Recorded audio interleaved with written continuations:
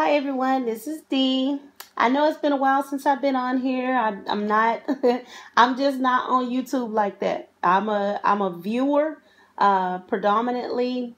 I'm always searching for information, commentator, and ranter occasionally. So, um, I've got a little break in between editing books, a little break in between writing books.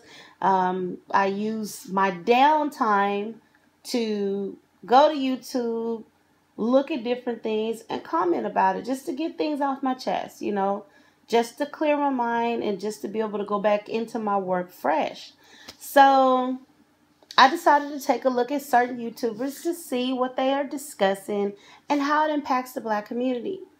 I'm subscribed to a lot of different platforms. I want to have a well-rounded view of what's going on in the YouTube universe, what people are saying, what people are doing. And by doing that, it really gives me a lot of information to discuss. Before I get started, please listen before you get up in arms. And no, I don't do apologies because I'm ranting about what I see and hear because it's my opinion. So because it's my opinion, I'm not going to apologize for my opinion. We all have our opinions. We all feel like we feel. And it's nothing personal. That's just how I feel.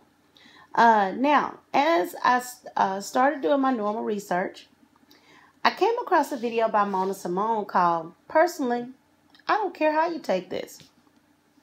And I have to tell you, I appreciated that video, when I stopped and looked at the video, I was, and I'd actually seen it before when it first came out. But I was in the middle of doing some stuff, taking care of some projects, and I really just didn't have time to look at it or listen to it. Often when I'm when I'm going through a creative process, if I listen to or look at something that's going to take my mind off of what I'm trying to write or focus on or do, or what editing techniques I'm using, or if I'm reviewing somebody else's work and trying to get them feedback, and I listen to something and it takes my mind off of what I'm doing, it'll throw me completely off.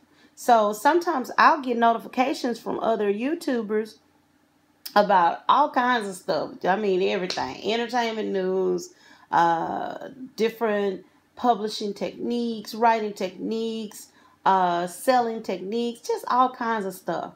And even publishing, writing, all of that. If that's not what I need to be doing at the moment, I will not drop what I'm doing and go to YouTube, because YouTube can be a big distraction. So what I'll do is I'll wait. I know it's in my little notifications, and I'll go back and look at it. And so I went back to my notifications and I saw this video. And I said, okay, well, it's been a while since it came out, but I'm going to go ahead and comment on it anyway. And by the way, anything that I talk about, any videos I talk about, any information I find on Google, I'll always post a link to the video and the information in the comment section. And, before you jump to conclusions, I'm not, there are times when I will rant about what somebody's doing wrong, but there are also times when I'll review what someone is doing, and I'm going to give my feedback based on what I felt and what I thought when I listened to it. So don't just think that I'm fixing to go in on Symone. That's not necessarily the case.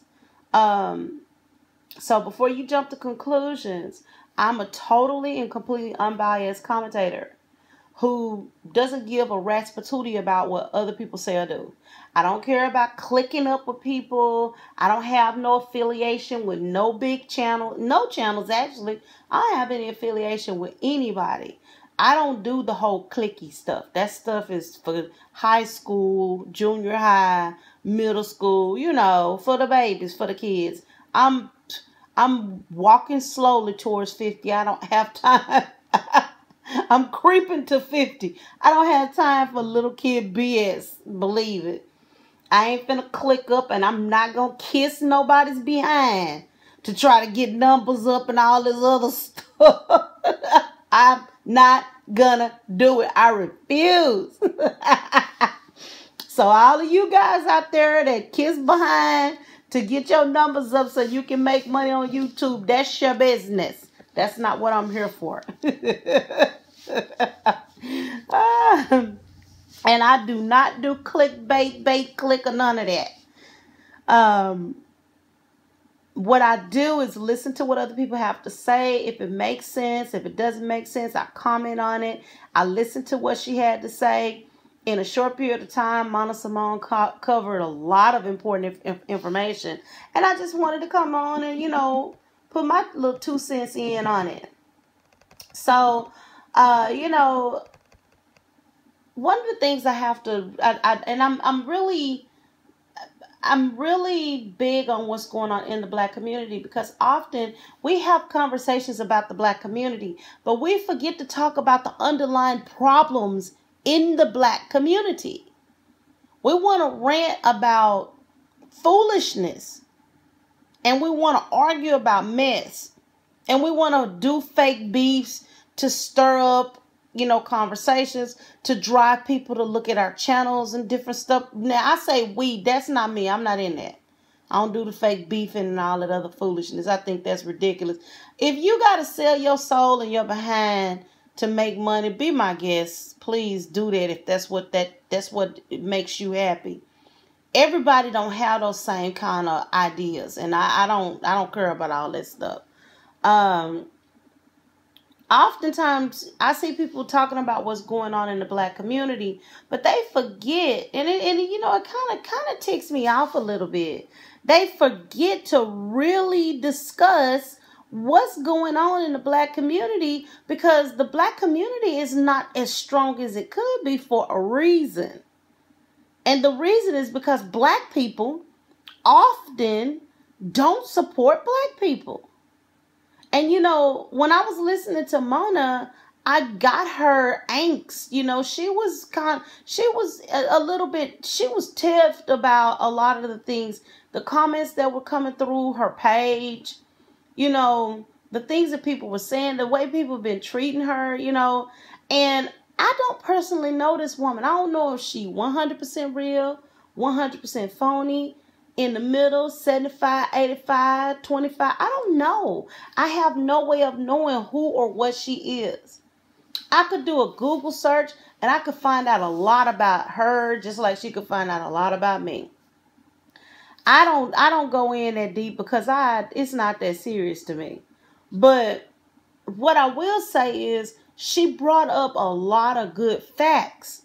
And facts mean something to me. Now, for other people, some people like garbage media. They like garbage TV. They like garbage from garbage queens. They don't want facts. They just want to be entertained. They don't give a damn if you talking about something right or wrong. They don't care. They just want to be entertained. And I'm not that person. First of all, I'm not kissing nobody's behind. That's number one. Number two, we ain't friends. I don't know you. I sit and shuck, you know how you sit around and shuck and jive and talk crazy with your friends and be laughing about some old ridiculous stuff? Yeah, it's not even that kind of party. I don't know you, you don't know me. So why would I make myself look like a buffoon to entertain you? And that's what I call it. These people who go online and lie and shuck and jive and do all this stuff, they're making themselves look like a buffoon, like a monkey, to get your attention. So that you can, like a monkey in a circus, like a monkey walking on a tightrope, to get your attention. Now, I'm not Cardi B, and I'm black. I'm 100% black, baby. So don't try to say I'm being racist or anything because I said like a monkey. A monkey, every time you see a monkey in a movie, they got it in a little dress, a tutu, or something stupid, and that monkey is doing something stupid. There are people on the internet who go on the internet to do stupid stuff because they want to get the attention of people. They are selling their behind, they selling their soul to get money. Those are the people I'm talking about. That's the person I'm calling a monkey. In a circus, on a little bicycle, walking on a tightrope or riding on a tightrope. That's the person I'm talking about. And if a person get offended because you say something like that about them, I was always told, if somebody throw a rock and that rock ain't meant for you, step out the way of it. Move out the way. If a person throw a rock and the rock is not meant for you, move. Don't stand there and get hit by the rock if it wasn't meant for you.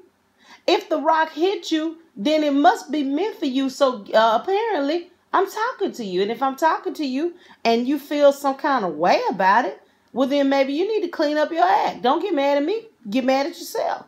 Because I wouldn't be able to say what I'm saying if you wasn't doing what you was doing. And that's that. But back to what I was saying about the Black community. Many people don't realize that, you know, the pain suffered in the Black community are real. And they're deeply ingrained. We're not talking about stuff that's just on the surface, like dark skin versus light skin, or kinky hair versus good hair. You know what we say, what they term good hair, fine textured hair. These are things that you can see on the surface. We're not looking at the fact that many people in the Black community, and I'm not speaking about other people's community because that is not my community. I'm speaking about the Black community. Many of us are survivors of emotional abuse, mental abuse, physical abuse, and sexual abuse. We are broken vessels. We were broken from the moment we were born, when people were saying biting words to us in our formative years. You stupid, you fat, you ugly. You ain't gonna never amount to nothing. You're gonna be just like your mama and have a whole bunch of kids and not accomplish nothing. What in God's name do you expect of people when you talk to them like that? Especially when they're children. See, we like to talk about everything in the Black community, but we don't want to talk about the truth. We don't want to identify the truth because the truth hurts. We have been starved for love and affection. And when we make mistakes, our so-called family burns us down. Even further behind burn us down to the ground. Behind our backs. You can see a person already struggling. Instead of you picking them up, instead of you lifting them up with words, instead of you praying for them, instead of you trying to find a way to help them, you like to burn. And I'm not saying you, like I said, if this rock go out and it hit you, that was meant for you. But if it's not you, I'm not talking to you. We got people who like to burn folks down. I mean, just burn them to their soul, burn their soul up. And it's sad. It's a shame that we have that kind of attitude towards one another. I ain't talking about no white folks. I'm talking about Black people talking to and dealing with Black people. We have that kind of attitude towards one another. And we wonder why the Black community is struggling like it is. You know? We have been, it's like we as a community we're still the victims of remnants of slavery. You know, some of and this is, God, it's been over almost 300 years. But when you think about it, when you think about the time that's passed, you know, if you think about evolution and natural selection and things of that nature, you know, over time, people change. You evolve based on the pressures and the conditions that you came from. So if you think about a group of people over time changing and evolving, if we are beaten down, squashed and maltreated for hundreds of years, if we're told that we're too dark, if we're told that we're low class, if we're treated like we're trash or like we're less than trash, you know, if we're being abused mentally, physically, emotionally, sexually, you know, all of these things come together and create some type of a pressure. And that pressure is going to produce some type of something in a group of people. we have a serious lack of love for one another. We say we love each other. Black people say they love each other. You got these folks out here that say they pro-black, but they do absolutely nothing for the black community. And my thing is, we have to address the issues in the black community in order for us to get our act together. We struggle through emotional health, mental, and physical problems in pain. Sometimes we're dealing with, like psychoses and bipolarism, and, we deal with all kinds of stuff, depression, and we won't even talk to anybody about it. I up until I was in my mid to late 20s, I would say no, up until I was in my early 30s, it was so impressed on me that when a person had a mental issue, ain't nothing wrong with them, ain't nothing wrong with them, ain't nothing wrong with them, ain't nothing wrong with them. Every black person you come across, ain't nothing wrong with them. They don't need to go see no doctor. They don't need to be talking to them white folks. We are so far behind in our positive evolution because we want to hide all of our issues. We want to hide all of our skeletons. We want to act like there's nothing wrong when there is definitely something wrong. And because we've allowed ourselves to be bottled up, because we've allowed ourselves to hide all of our emotions, our feelings, our pains, our struggles, our inabilities to cope, many people have committed suicide. Many people drown themselves in drugs and alcohol because that's all they know to do. Because they don't know how to do anything else. Because they've always been told there's nothing wrong with you, even though they feel like there's something wrong. Many of our people are struggling and battling through these issues alone. And then we have the audacity to wonder why the black people are struggling. Why are we struggling? We're struggling because somewhere along the line, we were taught not to love ourselves. Somewhere along the line, we were taught not to love one another. Somewhere along the line, we were taught not to value black life. And because we were taught those things, and because those things became ingrained, we treat each other as if, I don't owe you anything. I don't owe you nothing. No love, no affection, no respect, no nothing. You make it the best way you can and don't ask me for nothing. That's how black people act. You get some of these other cultures, they do everything and then some. They might not even like each other, but they do everything and then some to help one another. But then you get black people and see what happens. It's a whole nother story. It's a whole nother story. And that's the truth. That is the God heaven truth. I said in one of my earlier videos that I would love to delve into the bigger issues, the bigger problems we face in the black community, which impact how we see ourselves as black people and how we see ourselves fitting in together as a group of people. We have people that are leaving by leaps and bounds trying to hurry up and go to another community of people, Asian, Caucasian, whatever, any other community, because in the black community, they're treated like crap. I have a friend who moved to Sweden. I remember when we were growing up, oh my God, this dude is so freaking talented. He could draw anything. I mean, absolutely anything. He's very talented. But because he was poor, because he had issues with BO, because he struggled and he was goofy, he was tall, lanky, goofy, silly, people treated him really poorly. He left the United States after he graduated from high school, grew up and everything. He went to Sweden, met his wife in Sweden. Now they have, I think, 2 children. He is oh my God, he's an amazing artist. Why did he leave camp? Why did he leave the black camp? Why did he jump ship? And I know there's some people out there who will have a lot to say about that. But what I have to say to those people is, mind your own business. Because when he needed the support of the black community, there was nobody there for him.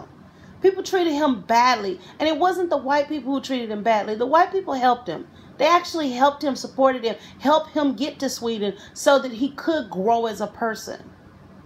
Now he has his own studio and he's doing big things. If he had still leaned on his black community, guess what? The man might not even be alive today. And I'm not saying that because the black community is so bad or so wrong, but I'm saying it because that's the truth. That is the truth of what being in the black community is for some people. For some people, being in the black community is the equivalent of a natural suicide. It's almost like being X'd out. If you don't look a certain way, dress a certain way, if you're not hanging out with a certain crowd, if you don't have a certain amount of money, you're treated like trash by your own black people. And sometimes it's people in your own family. If your skin is not light enough, you know, we have to deal with this crap in the black community. It's bad enough we have to deal with it from other people who are not black, but even in the black community, we target our own selves. And then we have the audacity to wonder why some black people leave the black community and never want to come back. 3 topics that I gained from what Symone was discussing were our mouths. We need to be careful how we use these things, because our mouths are pretty vicious. You know, we say ugly things. Chronic pain, that's something that I've been battling with, something that millions of people battle with. And the crab bucket complex. TCBC, the crab bucket complex. Because the reality is, unfortunately, in the black community, there is a crab bucket complex. And it's sad because there are a lot of talented black people out there, but because you have people around you who aren't trying to do anything with their lives, or they have something and they don't want you to have anything, they would rather pull you down, kick you down, and keep you down than to help you get up. If we don't address these truths and minimalize this stuff. I mean, when I say minimize it, shrink it down to the point that it doesn't affect our community so strongly. How in the world can we compete with everybody else around us? We gotta first learn to love ourselves before we can expect anybody to respect us. We have to first love ourselves and respect ourselves before we can expect anybody else to love us and respect us. And that's just the truth. I'm going to hit on a few facts about chronic pain. And then, you know, because it's real, it's very real, it's different for everybody. And us walking around acting like, well, I seem to, you know, I meditate and I pray and I do whatever. You know, we can't live like that, because chronic pain affects different people in different ways depending on exactly whatever it is that they're dealing with. More than 3 million, there are more than 3 million U.S. cases per year of chronic pain. The treatments can help this condition, but it cannot be cured. The condition cannot be cured. Inflammation and dysfunctional nerves cause chronic pain. When you are in pain too long or too much or too often, sometimes that nonstop pain causes the nerves to stay stuck in a constant state of pain. And even the simplest touch makes the person feel like sharp pain is tearing through them. They also may constantly feel a sense of throbbing pain for no reason. This is chronic pain. These are just a few diseases that cause chronic pain. Degenerative disc disease, fibromyalgia, lupus, sickle cell, and there are many, many more. My own personal experience with chronic pain from 2005 to 2010. In 2010, I was told by a doctor that I needed to go on disability. I looked at that doctor, laughed at him, and said, no, I don't. And he looked at me and he laughed at me and he said, why do you say that? I said, because I have children to take care of, a job, and I have to go to school. I said, if I try to apply for disability, if they see that I can work and they see that I'm in school and they see that I got a job, they're going to deny me. I don't have time to be off work for 3 years while I get approved for disability. No, thank you. Now, From 2010 to 2016, I woke up nearly every morning sliding down out of the bed onto my knees on the floor. Now, I would like to say that I did this every morning because I needed to pray. Because I did pray. I did need to pray. And I thank Jehovah God for waking me up. But I was sliding out of the bed on my knees because my back hurt so bad from being a CNA, from being in 3 different major car accidents, you know. My back hurt me so bad, it took me 15 to 30 minutes to pull myself together each day. From 2016 to 2018. In 2016, I woke up one morning getting ready to go to work, working at a desk, working, listening to other people's phone calls, not heavy lifting, not doing anything, managing other people, training other people. I woke up one morning, put my feet on the floor, and it almost fell on the floor. Sharp pains shot throughout my back. I felt like I was going to pass out because I couldn't breathe, because the pain was so intense, and it felt like somebody was basically cutting my legs off. I was in so much pain. I came to find out almost a year, I would say a little over a year later, that I have severely degenerative disc disease in my lower back, and also I have some issues with the nerves in my neck, which cause me, pain and numbness. And so, after this experience, most people don't understand when you're in so much pain that you cannot control, you can do nothing about, and you have to just go through it. Most people don't understand this until they experience it. And I can tell you, I have experienced it. I'm still living through it. Chronic pain is no joke. Chronic pain is so bad that it can literally cause you to have high blood pressure. It can literally cause issues with your nerves, and it can affect your mental stability. That's just how bad chronic pain is. Living in a constant state of pain with no help can and will lead to some people abusing alcohol and illegal drugs. And sometimes it'll lead to death because people get tired of being in pain and they kill themselves. We need to be careful about trying to diagnose and treat other people's problems. The way we handle something may or may not be helpful to someone else. The best thing we can do is be there for the person suffering so they don't feel alone and allow depression to take over their lives. That's my rant on the topic of chronic pain. If you are suffering with any mental or physical health issues and they have forced you into a deep depression, please seek the help of a professional or talk to someone you can trust. Don't suffer in silence. That's never, ever, ever, ever a good idea. Just a little bit of housekeeping. Please do not come to this page thinking, you're going to disrespect anybody or behave in a ridiculous manner. I don't do foolishness on any level. Period, point blank, exclamation point, and always with a smiley face. Please do not come to this page thinking you are going to bash anyone over here. If I see it, you will be politely escorted out. I expect grown-ups to behave like adults and not like children. If you don't like the content, thanks for stopping by.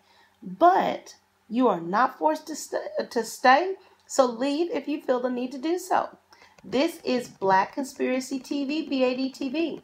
I want to say a big thank you to Symone for putting out her commentary, because it actually helped jog my memory about something that I wanted to discuss. And I was glad to listen to what she had to say, because she had a lot of important things to say, and she said it in a very sincere way. I could sense frustration in what she was saying, but she needed to say it, and I'm thankful she did. I want to say thanks for stopping by. I hope that each and every person has a blessed day. And Black people, please keep your eyes open and your ears sharp. See you later.